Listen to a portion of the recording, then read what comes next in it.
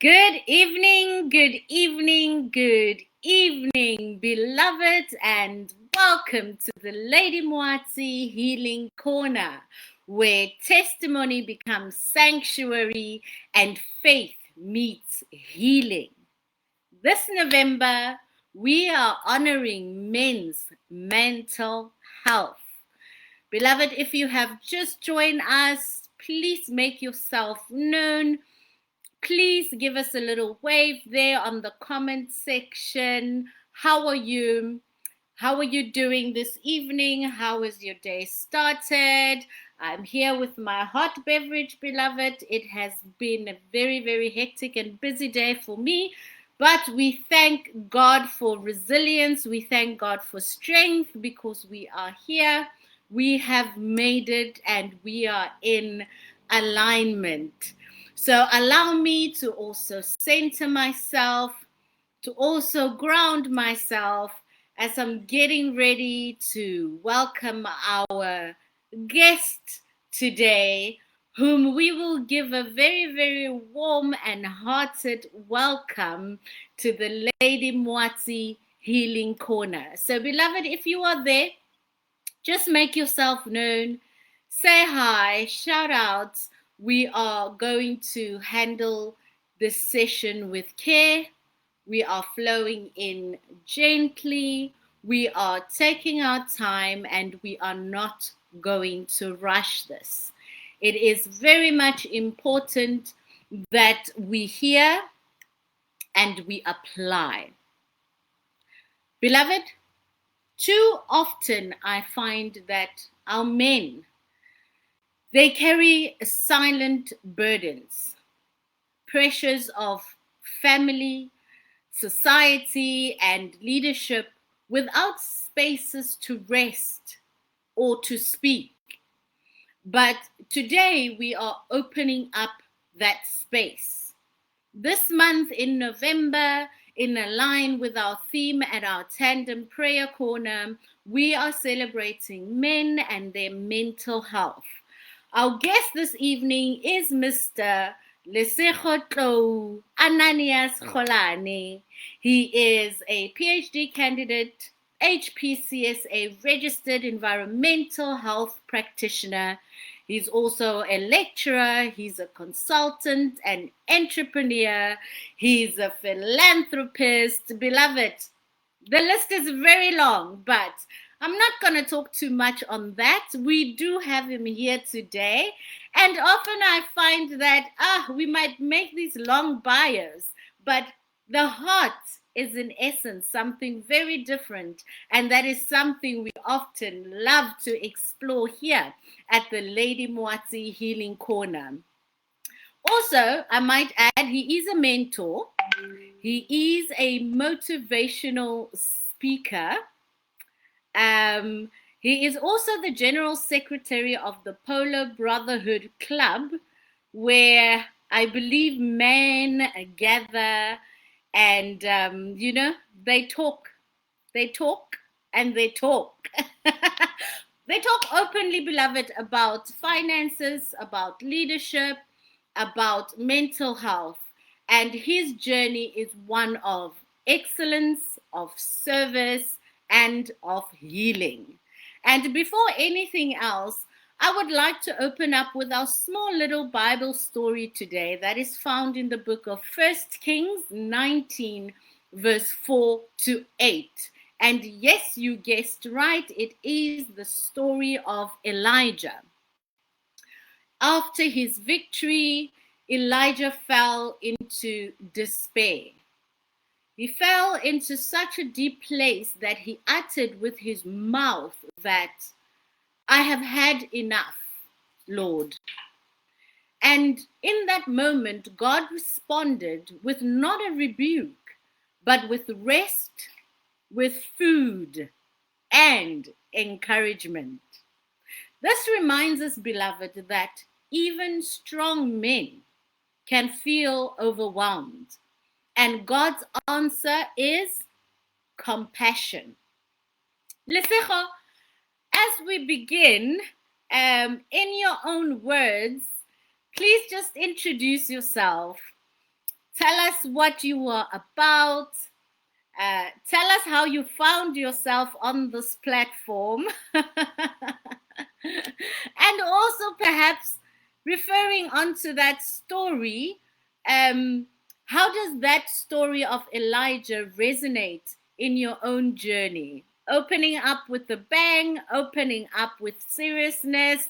Lesego, welcome, welcome, welcome. Thank you very much, Maleeba. I appreciate the invitation and the awesome introduction as well. Were you really talking about me? Because ultimately, sometimes we are in awe of our very own achievements because oftentimes we don't keep track, we don't spend time reflecting and introspecting on how far we've gone in our various journeys.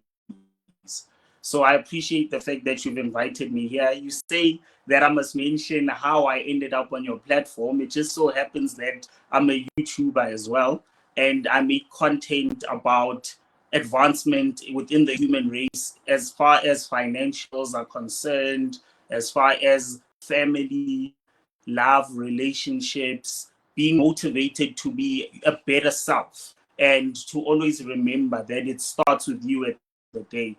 And it just so happens that I posted a recent video about 2 weeks ago that spoke to gratitude. And a friend of mine reached out and said, you saw one of my videos and you liked it. And then you reached out and said, you've gone through a rabbit hole and you've oftentimes reflected about some of the things that I've posted. And based on that, we're here to share an audience and to basically speak about various topics, with the main topic, which I like and love, being that about men going through a lot, but also finding themselves in places of healing. And you reflecting now about the story of Elijah and how he was going through that difficult time. And more often than not, a lot of men, even women, but because the subject matter now is men, a lot of men, through their suffering, often give up. And it is people like us with the platforms that we have who want to encourage men not to give up, who want to encourage men to allow themselves to be vulnerable, yes, but to always get back up to being the best versions of themselves, get back up to working hard, get back up to understanding that everything is a season in and of itself. So whatever they may be going through at that particular point in time, it's just a season. Now, with everything else, in terms of how you've introduced me, I'd say I'm happy because you've introduced the fact that I am a motivational speaker, and I do that through platforms such as YouTube, through interviews such as these. I also do it through live interactions with people, and that's why you said that I'm a mentor. I also happen to be a mentee, because if you can't learn from others, then what is it that you are actually transmuting and passing forward to other people, and what value are they gaining from you if all the time there's no mental osmosis that is taking place through other vessels of knowledge and wisdom? So through that, I am a mentor and a mentee as well. But I love the aspect of philanthropy by means of our NPO called the 𝐌𝐻𝐿 Foundation, which was founded back in 2018. And through that, we've various projects just to have a physical and tangible impact. Because when you motivate people on the screen, on YouTube or anywhere else, you don't necessarily have that feedback loop that you'll actually look for in terms of impact. So some people will engage and then give you feedback. Some will engage, give feedback at all, and some will not even be keen to engage. It will just come on their algorithm or on their feed, and it won't be as powerful of a message because there's nothing tangible that they can positively take with them as they journey on into their next life. So hence the element of philanthropy in that regard. And philanthropy doesn't speak to just the tangibles of money, but the imparting of time, the imparting of knowledge, the making sure that everywhere you are, you impart who you are with the next person so that they leave a better person just by virtue of your engagement, just by virtue of your interaction as well. Then on the professional side of things, I am an environmental health practitioner by profession. So what does that mean? That means a typical example, right? Every item that is in your fridge that is perishable, environmental health practitioner has actually checked that it was labeled correctly. They've checked that the store that is selling is in an hygienic state. They've certified that particular store so they can sell that particular food to you. And they've used scientific methods of analysis to ensure that you as the public are entrenched in a safe environment in which you live and thrive. That's what an environmental health practitioner's job is. And I've been an environmental health practitioner for the past 15 years now. I've got the ranks a bit, which is of benefit and is a total blessing, but it's a profession that I love very, very much. And it's something that I'd like to bring a light to and a shine to. So with time, you'll see even on the social spectrum, I'll be speaking about environmental health as well. Because even the person that reached out to me is an environmental health practitioner by profession, the one who linked us up. So that's how powerful of a profession our profession actually is. During COVID times, during listeriosis, now with the issues of spaza shops, it's environmental health practitioners that are at the helm. It's environmental health practitioners that are at the forefront trying to make sure that everybody is safe, no matter the environment in which they live at that particular point in time. So there's many other layers, and you'll peel them as we speak and as we engage for the benefit of yourself and your audience as well. So I'll take it back to you. I'm so excited. I'm so excited. Thank you so much. It's really scarce that you get someone in a profession who does the actual work and who can actually teach and explain it so vividly. That's absolutely amazing. Lesego, we are so blessed. We are so blessed to have you here with us today. And oh yes, I do love peeling those layers. So I am going to dissect this thing in 1,000 million pieces. By the end of this session, we will all be empowered. We will be learned. I am so excited about that. And you know what? Let's just jump into it because I feel like there's so much that I want to unpack. But first, we are still getting to know you, getting to know the heart before we jump into the core of the message. So, Lesego, you have mentioned that you have served over 15 years in environmental health. You've trained hundreds nationally. You've lectured at universities. What drives your passion for teaching and leadership? The easiest thing, Maleeba, that drives me is my family and my family structure. So funny enough, yesterday was my 12th year wedding anniversary. So I'm having the time of my life. And I'm reminded, and as I reflect, I always look back to say, I'm who I am because of the lady that has been walking this journey with me, my wife, right? And through that, she has blessed me with a family. She has blessed me with a legacy. And every step that I take, every move that I make, and every progression that I look into or transition that I make, I always look back to think, what will these little ones think of me? I have 2 daughters and now a 5-month-old son. So they drive me to being a better self before any other element in the periphery came.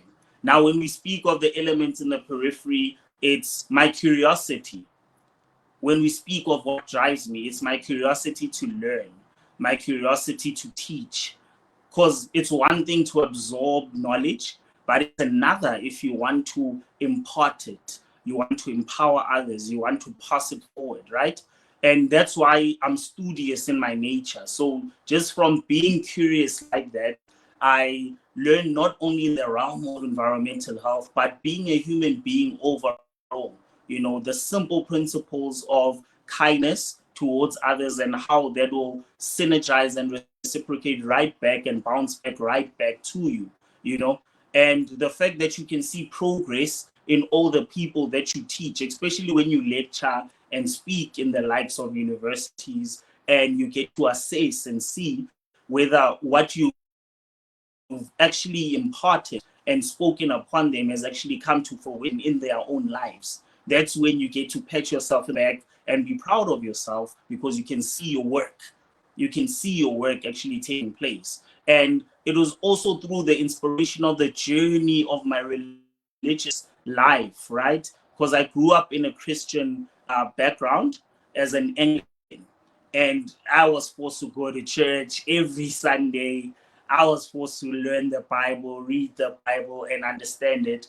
And again, through this inquisitive but curious nature, as I've gotten older, I've been able to question certain things, and that curiosity has led me to certain answers as well. And that has made me a person. And it is because of those core principles and tenets that exist in the Bible that I'm able to grow as an individual holistically and wholeheartedly, understanding that I'm not a perfect being, but I'm one with a gift. And I have to utilize that gift because God has trusted me with that gift. And based on that and that alone, I'm going to have to lead. I'm going to have to dive into my element of imparting what I can in the way that I can do it. Because even in the elements of teaching, there are different ways in which you can teach, different platforms which you can use. But I like the method of leading and teaching through storytelling. I like the method of leading and teaching through making practical and pragmatic examples, and actually through engaging with people, getting to see the other side of the coin and playing that devil's advocate type of approach. That just and it sharpens my mind so that I can then be a better leader towards others. And then, of course, I look up to a lot of mentors. Mentors are not just people within like being warm bodies, but also books. You know, I love reading, and I must say this I've been poor at the reading element, you know, but I do love reading, and I love reading non-fictional books that speak on leadership, that speak on mindset, that speak on, you know, making the world a better place. And I like reading books that speak to people's journeys, you know, at the end of the day, so that there's always something to learn, even if it's what not to do. There will always be something to learn, right? So those are the type of things that keep driving me to be who I am and to steer in a certain direction so that I keep on being better. I mean, from even academic perspective, I'm currently busy with my PhD, as you mentioned, right? But I started off progressively with a national diploma. And in that national diploma, I got an award for the best student in South Africa within the environmental health fraternity at 2011, right? Which was an accolade that I'll forever be proud of. I graduated cum laude. I was the best student within my cohort of students as well at the University of Johannesburg. And I've remained an alumni of the University of Johannesburg moving forward from there.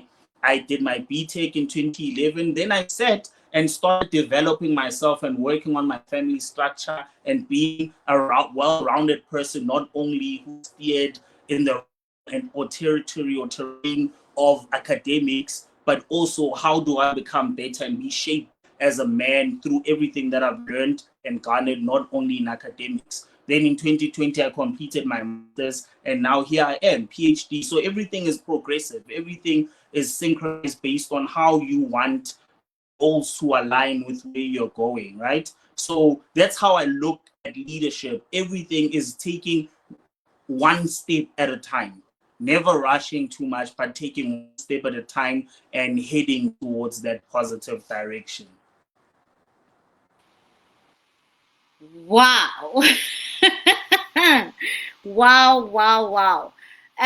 Lesego, you have touched on so many important things, but I'm just going to circle back because you started it with family. You know, you started it with family. Again, congratulations on your 13th wedding anniversary. You just hit 13. I'm only on 3, so it's like a decade apart. You'll get there. You'll get there. But it's good to know that 10 years down the line things are still looking good, so it's inspirational. I just want to just touch a little bit on something, beyond your professional life. And, that's your family. And, Yes.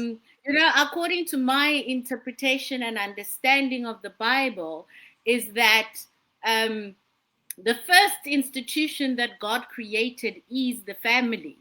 And the same order that we see in heaven is the same order that we should be seeing in our families. And I get excited when I hear people talking about their family, and I see that heavenly structure within Mm. it. So specifically now, I'd like to tune in as you are telling us about your family. How has Yeah. your family specifically shaped your understanding of resilience and mental health? And thank you to Wifey Lee. We are very, very, we honor you, Wifey. Thank you so much for taking care of this man. We can see he's well rounded. He looks healthy. He looks like he's in a good space mentally, emotionally. Thank you so much for that, Wifeilicious. Yes, I'll just repeat that again, Lesnejo. How has family shaped your understanding of resilience and mental health? Let me check back and start it here. So I was raised by a single mother, right? And that's many a story. I'm nothing special based on the fact that I was raised by a single mother. And my dad, he wasn't around.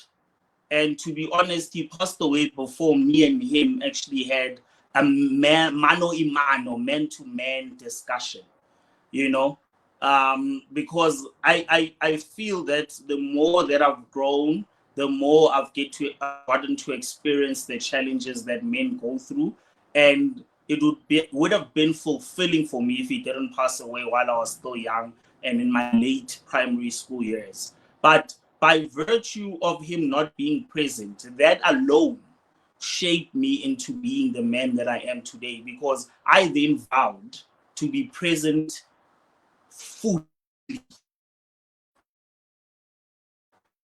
and wholeheartedly as soon as I get a family. So it's a promise I made to myself.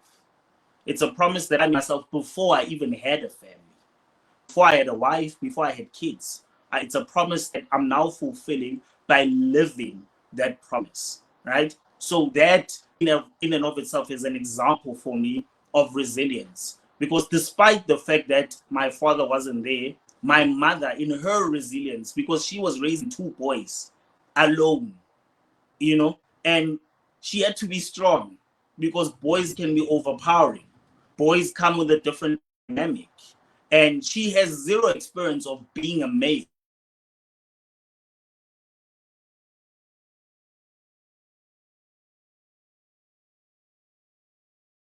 Was also from the element of my grandparents, because they were married for the longest of times. They're late now, but there's so much that I could take and extrapolate from the love that they shared together, and how they supported my mother, and how my mother and her siblings could form this important cohort of a family that is resilient by its nature, because the core principles that they put forward was love and communication, right? So you take that complete concoction of values, and then as you combine it, you start shaping who you are and the type of family that you are going to have.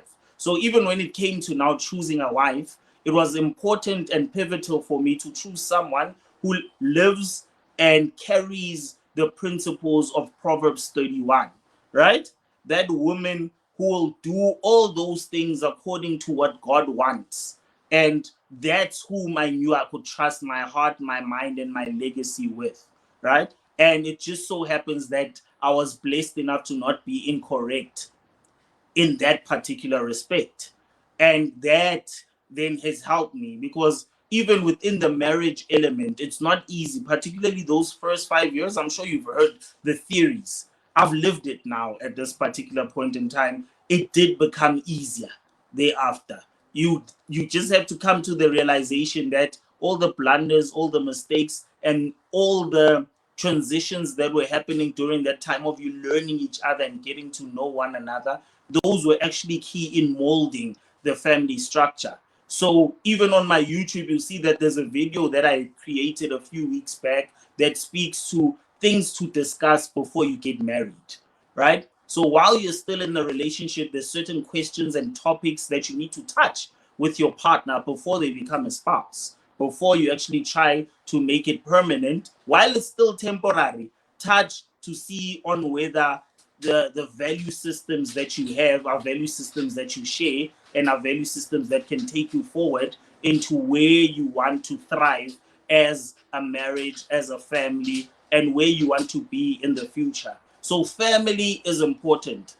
In building the resilience as well, you also want to create an environment where your kids can be kids. You also want to create an environment where your kids can grow into themselves and build and be molded by their own character, by their own personalities, by their own experiences, by all the things that have made them better people through your teachings, by you understanding that they are not perfect, by you not superimposing yourself on them, but by you pushing them to become better individuals, by you pushing them to become better people to society overall, and by you allowing them to be free to be and do whatever it is that they want when they want, so that they grow and understand what's right from wrong through the values and principles that you then embed onto them accordingly.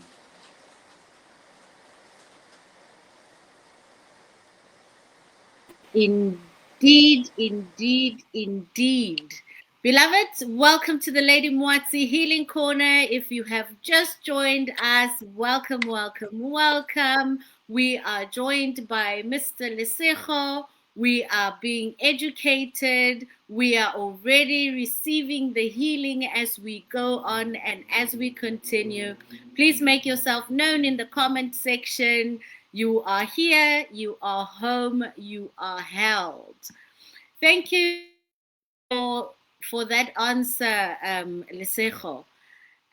Through all of this, you balance academia, you balance consulting, you balance philanthropy. How do you stay grounded in faith while you're carrying so much responsibility? Well, it's not an easy thing, right? I'm lucky enough to be able to try my best to walk the talk, to try my best to literally not only preach, but do, right? And what do I mean by that? My YouTube channel in and of itself speaks to being a well-rounded human being. So you have your priorities and you try to keep to the core of those priorities. So hence I started with family. Then you know that finances are key to keeping everything together, right? So it means in every endeavor that you do, what is going to bring the most bang for your buck in a sense? And how are you going to benefit from actually prioritizing this business deal over this one, or this career move over this one, or this opportunity over this one at the end of the day? So it's all about being balanced. It's all about knowing your weaknesses. It's all about working in unison, because my wife also is an environmental health practitioner by profession. So where I need help from her, she qualifies to assist me in other endeavors and arenas of my life. And wherever she needs help from me, I qualify to assist her. So that also helps in the balancing aspect, because she knows the pressures that I'm under, but she has her own pressures, of which that's where, the ability to synchronize comes in, where you mutually benefit from each one's strength. But ultimately, the balance also comes in taking care of yourself from a health perspective, right? You have to eat healthy. That's her responsibility for the most part, right? She ensures that I eat healthy. And then you have to exercise, right? I hope the rain is not too bad in terms of the echo of the rain, because it's raining quite bad now. Perfect. So you have to eat healthy, you need to exercise, You need to ensure that you sleep, because that's the toughest one, to be honest. Getting enough sleep is the toughest one, but unfortunately it has to be done. There has to be that element of resting enough so that your body is rejuvenated and you are well recouped to handle the challenges and adventures of the next day. It's unavoidable, but it is the toughest one that I've found in my own anecdotal experience to actually execute accordingly. But you also need that support structure, which is what I have in my family. And then the desire, the love and the passion to wake up and do what it is you love. It's not easy to pop out a YouTube video every single week, but I do it because I love it. Whether one person watches, whether 100 people watch, I do it because I love it, and I do it anyway because the passion is there and it's inert. It's something that can't be taken away from me. It's my gift. So I do it because I love it. Even when it comes to everything else, right? My father, even though I didn't have much of a relationship with him, I feel there's certain things that I've taken from his DNA genetically that I've inherited, because he was an entrepreneur. He never worked for anybody in his life and he did well for himself, right? I'm yet to receive the fruits of his labor, in a sense, except through the genealogy aspect, where I'm in love with the entrepreneurial space as well. And I understand my weaknesses in that space, and thus I work with people that will take care of those aspects that strengthen me in terms of my weaknesses. And then it goes back again to that seeking to learn more and more and more and more, and by all means necessary, so that you become a better person than you were yesterday. And that's even the decisions that you make for your business, for the students that you teach, for your studies, for your family, for your workplace. They all work in unison, and they align, if I may put it that way. So it's not an easy thing to balance things out, but ultimately you have to have that support structure. And one thing I haven't mentioned is how I'm also part of the Polo Brotherhood Club, which also is a support structure where men come together and support each other, and where we forget about all this busyness of this world, all this rat race that exists, and we come together to build each other and become better individuals and better men at the end of the day as a result. So all of these things, they just work in unison at the end of the day.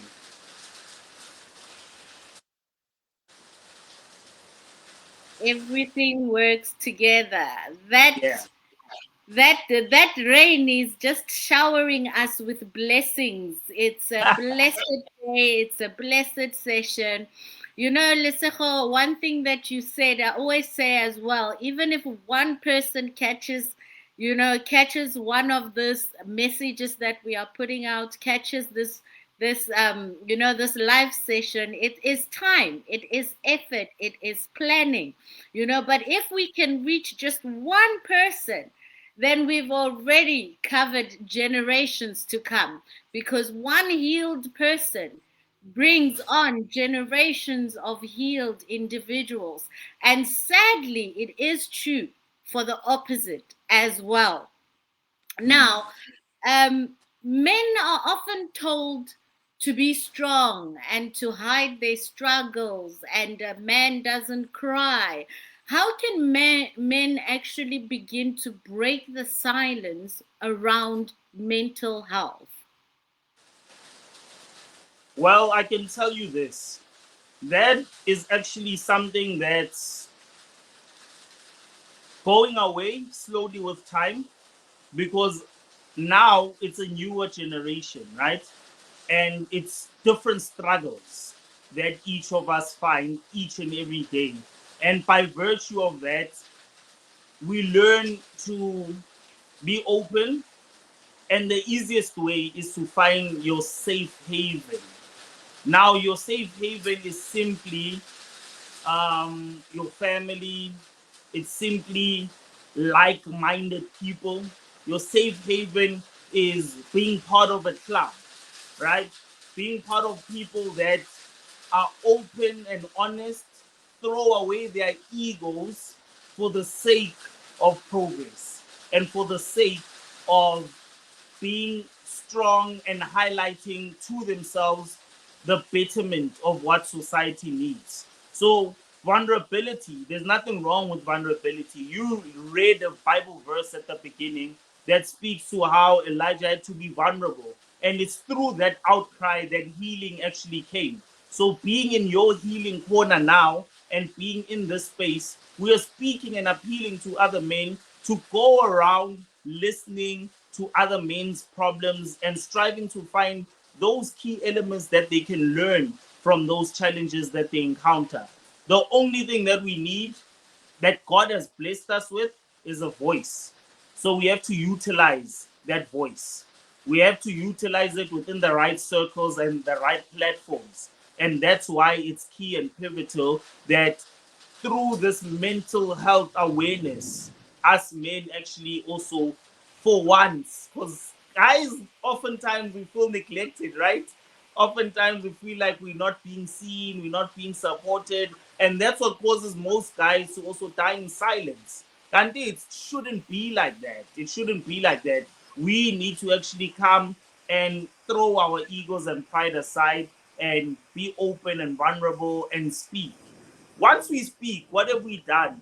We've taken away a load off of our shoulders, off of our brains, and we've lessened the stress. We've also opened up for opportunities for solutions. Because as men, there's key things that we worry about the most. One is money, right? How am I going to survive? What am I going to eat? What are my kids going to eat? And how's my family going to actually do well? Money is key, right? Number two is the family structure itself. How do I maintain this family structure and be able to take my family forward, right? And then number three is anyone actually seeing me? Is anyone actually acknowledging me? Is anyone actually feeling the plight of the journey that I'm living in this life? Does anyone understand the weight that's on my shoulders despite me, right? And it's through those key elements and needs. If we satisfy those three, then we become better men and become in better spaces, and we don't allow challenges to actually define who we are, and we don't allow circumstances to be the determining factor of how we look at life and the outlook of life at the end of the day. So mental health is something that I'm glad there's an awareness around, but as men, those are the key elements that I'd say we need to look at so that we are not taken over by the challenges of life and all the struggles that are thrown at us. Okay, all right. Albert, you mentioned your works through Polo Brotherhood Club, where men talk about, their finances, where men talk about mental health. Can you just run us through what inspired this and what impact have you seen thus far through the Polo Brotherhood Club for men?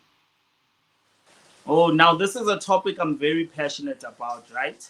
So I've been with the club for 3 years, but it has existed long before me and long before my time.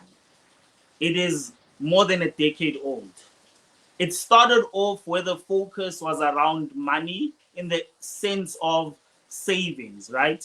Because what they wanted to do was ensure that by the time December comes, there's something that has been put aside for family's sake. Kids can buy some sneakers and clothes. I'd say, but we grew up Christmas, that type of concept. Now everything evolves. And the more we meet each and every month, so we meet once a month, and in those meetings, it started steering away from just finances as the cornerstone. So the finances still remained, right? But we realized and understood that when guys come together, we drink our sorrows away and don't actually have a platform to speak and to actually let other people know what we're going through, what are some of the challenges. Hey, my friend, I've lost my job, or I'm struggling with workplace bullyism, or my relationship there are these type of dynamics and challenges that are existing in my relationship. So there wasn't that type of platform. And it became that with time, and it evolved into that. Now what it is, in my 3 years of joining it, my first year I was just a member. I was observing, giving input like every other member of the club.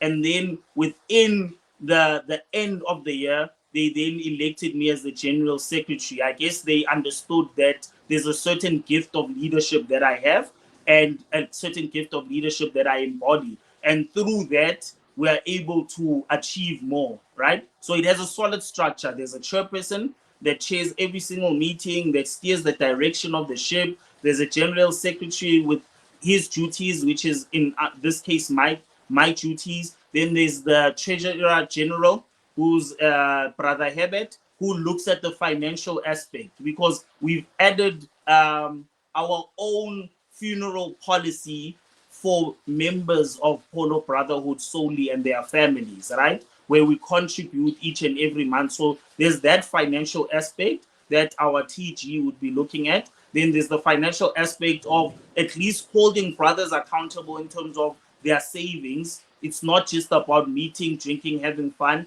but are you actually saving money for your family or for short-term, medium, or long-term goals? And is there direction fiscally, as you think? Is there a direction in terms of financial acumen that doesn't just end in the short term, right? So our TG will hold us accountable there. And even in terms of bringing financial projects to the fore in future, we're looking at what else can we do and build as a collective, as a cooperative, so that we are able to benefit our families long term from a legacy perspective. So we meet once a month, we discuss, we have a solid agenda, and at the end of each meeting, each brother is afforded an opportunity to just say, how are you?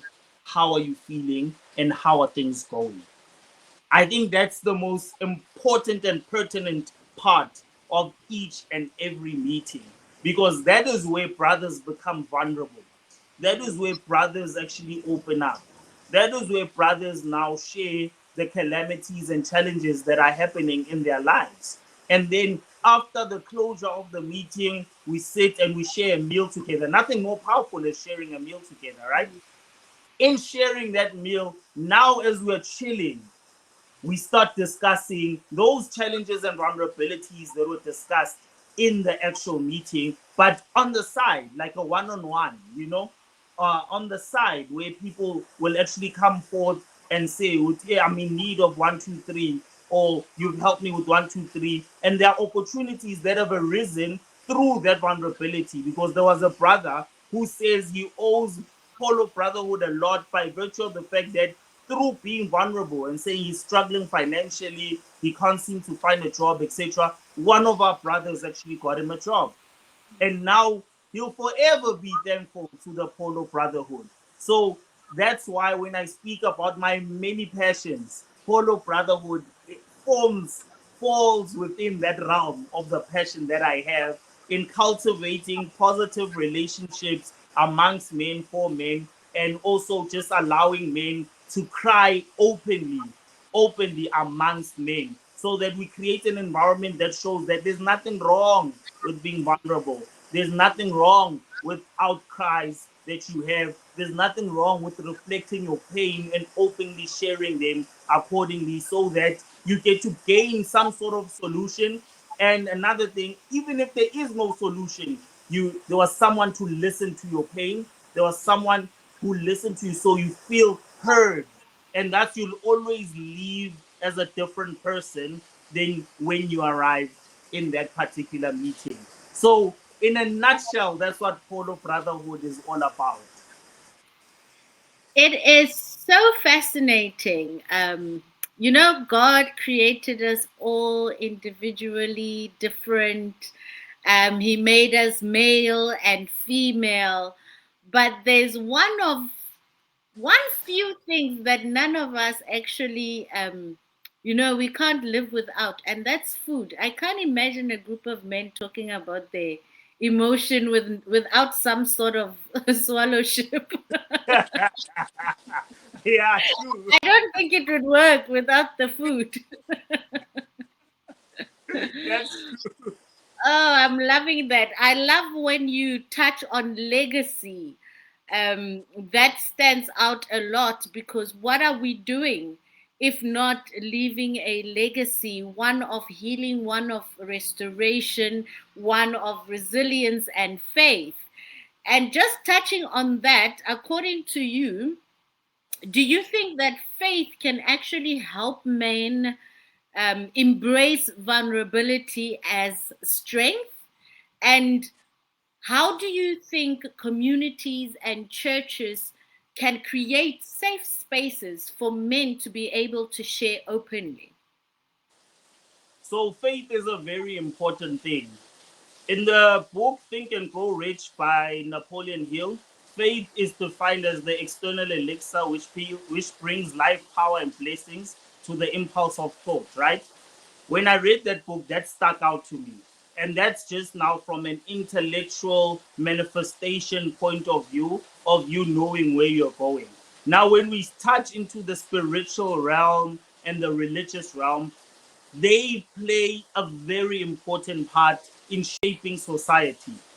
When I read I Write What I Like by Stephen Biko, right? One of the chapters speaks about the role that churches were playing during the apartheid time to try and liberate the black people from the disenfranchisement that they were going through at the time.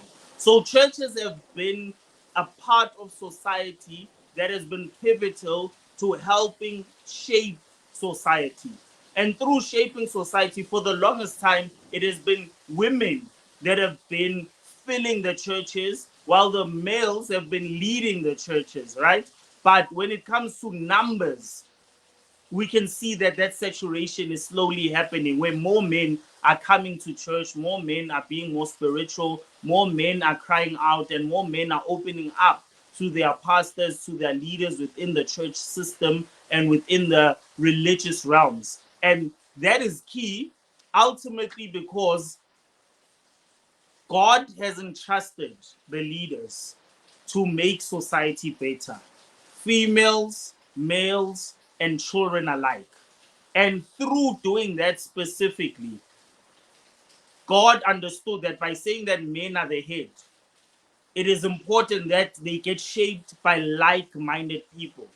Now, if there's a situation where people are going to the same place on the same day, for the same amount of time, they're likely to gain the same values and principles and are likely to leave with those principles as they head home. And as they head home, they'll get to implement some of the positives that come from those specific encounters within the church, right? So the Bible is there to teach us, for example, in Ecclesiastes 3, that there's a time for everything. And as a man, you must understand that even when you're going through the dark times, there is a time for that. And that time has been planted by God for you to actually become better as a man. And as you become better, as you become stronger, like any muscle that is trained, right? You'll become more resilient, as we were talking about earlier on. And through that, you'll become better for society. So churches play a very, very, very important part. They like schools, right? A person goes there driven by a particular mindset, driven by a particular objective. So as a man, it's either you're going there for healing, you're going there for counseling. Remember, you asked those structures, how can they make society better and men in general better? There are structures within churches. There's counseling. So if you're going through challenges, there's counseling, and there's financial resources. If you're going through financial challenges that churches can assist you with, there's groups where some churches have camps solely dedicated to men, where once or twice a year, men will go there for an entire weekend. And that's where they'll be sharing their stories, they'll be sharing their experiences, and they'll be growing to become better people, right? All through the mechanism of the church structure. And church also reminds us that with a common goal and a common objective, we are likely to reach where we are going. So men more often than not, also need leaders to steer them in that direction. And that's where churches come in, and that's where the spiritual mindset and mind frame also comes in at the end of the day. Wow, time flies when you're having fun. It's been so impactful. It's been straight to the point. It's been man led. Actually, today I've just been an anchor. And I'm so happy to actually be led and be to take direction as a woman myself. And I must say, I'm learning a lot. I've actually just, while I was sitting here, just summarized a little bit about what you have said when it comes to men, as you were talking as well on the Polo Brotherhood Club. And just a summarized synopsis of that would be that many men feel the pressure to provide. That is a fact. And to succeed and never show weakness. Um, these expectations, they do affect their mental health. We don't even have to ask the question and say, how does these expectations affect men's mental health? What advice would you give to men balancing family responsibilities along with personal well-being? Well, I'll simply say stop putting pressure on yourself. It's very important to remember that God has placed you here for a specific reason, and that reason is not for you to put too much pressure on yourself. Don't be too hard on yourself. The world is already hard enough out there, right? So just ensure that you tone it down a bit. Be steadfast in the direction that you want to go in life. Taking it back to the basics of having a goal, writing it down, then working towards it. That's all you need to do as a man. Have a goal, write it down, and work towards it. Then, day by day, step by step, you will progress accordingly. The less pressure that you put on yourself to reach that destination sooner than you need to, the better for you as a man, right? You can't let the world dictate the way you see the world. You dictate it in your mind how you see the world, and that is going to drive you to become a better man at the end of the day, right? Don't allow society in terms of the pressures of men are providers. Yes, God has put you as a steward and a custodian for providing, but we live in a dynamic world now. Find a partner that will walk the journey with you, right? Because women right now are not like the women of the past, of the very same Bible that was written, right? Women right now are also working their own 9 to 5s or 8 to 4s right now. And by virtue of that, the expectations can never be the same. And thus, even on the side of the gents, of the men, you can't just put that pressure on yourself to say this is the expectation of you and nothing else. So love your family. Be steadfast in working for a legacy driven life, right? Stop putting pressure on yourself, and then be curious enough to learn as much as you can and using your spare time as productively and conducively as possible so that you can see the fruits of your labor at the end of the day, right? But also make time to unwind. Don't make the mistake of just being a hustle buddy, right? Because that comes with its own consequences. Make time to unwind, to relax, to rest, to reflect, to rejuvenate, and to refresh, right? That will allow you to be a better person the following day. And then at the end of the day, be a part of something that is bigger than you. There are people that are going through challenges that are bigger than you. So be grateful for the position that you are in now, but just remember that there are people that are struggling in their own right and in their own lives, and you can make an impact in their life if you just make an effort to do that. So that's my message to men tonight, Maleeba. It's a very, very powerful message.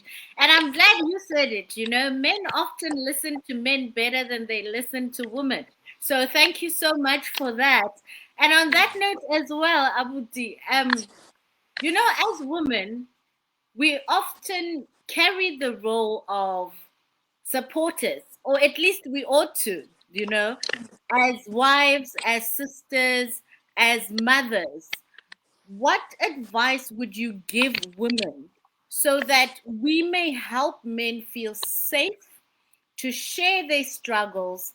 And how can we also you to encourage you without reinforcing those unhealthy expectations of strength? Please help us. It's so much easier to talk to men as a man. But this is what I'll say, right? Um, in a world that is shaped by the majority population of women, it's important that you yourselves look at the world from the lens of the next person. That's called empathy, isn't it? Putting yourself in the shoes of the next person. So before we jump too much into the world of toxicity and the world of pressures and the world of expectations, we must put ourselves in the shoes of the next man and understand the challenges and the pressures that are already there, right? And then focus on supporting them. What's key? To have unmet expectations as a woman, you need to communicate with your man. You need to communicate openly and honestly without belittling, without reinforcing the negative traits, as you said, Maleeba, but just listen, learn, and then move together easily in unison. Communication is quite a big thing, right? When it comes to worldly pressures, try to limit them by aligning yourself almost within your wealth area. So, in as much as we have these ambitions of all marrying billionaires and everything else, the truth of the matter is gauge where you are in life and play around that area where you see potential. You grow with that individual, and that will lessen the pressures on both of you, because everything, as I've always kept reiterating, is about progress. It is about progression. It's about moving slowly towards the next chapter of your life. And if you're going to be open to growing with that individual instead of trying to get them once they've achieved, then you are likely to actually benefit more from the fruits of both your labors at the end of the day. Then plan things together so that you are headed in the right direction. And more than anything, respect one another. Respect one another. I love that. I love that. Lesego, thank you so much. Thank you so much for sharing your wisdom.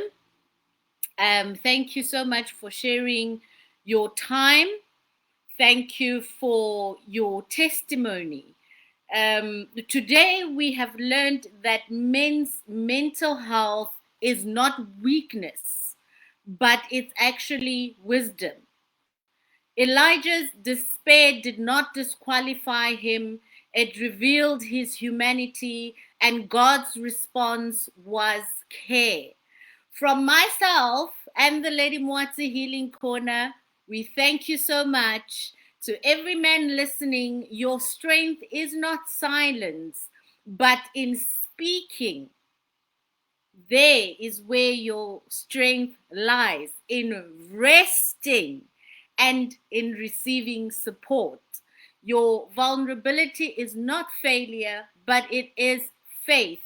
And just a small affirmation for all today, to take with after today, and just to keep remembering, if anything after this session, remember that you are seen, you are valued, you are loved, and your vulnerability is your strength. Abuti, thank you so much.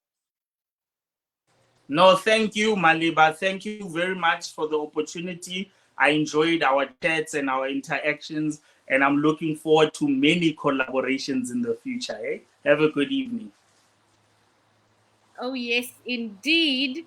If I can just humbly put you on the spot and ask you to just lift up all the men, all the ladies in prayer, so that this message that we have received, that, the Bible says we can make plans, but at the end of the day, our plans need to go to head office.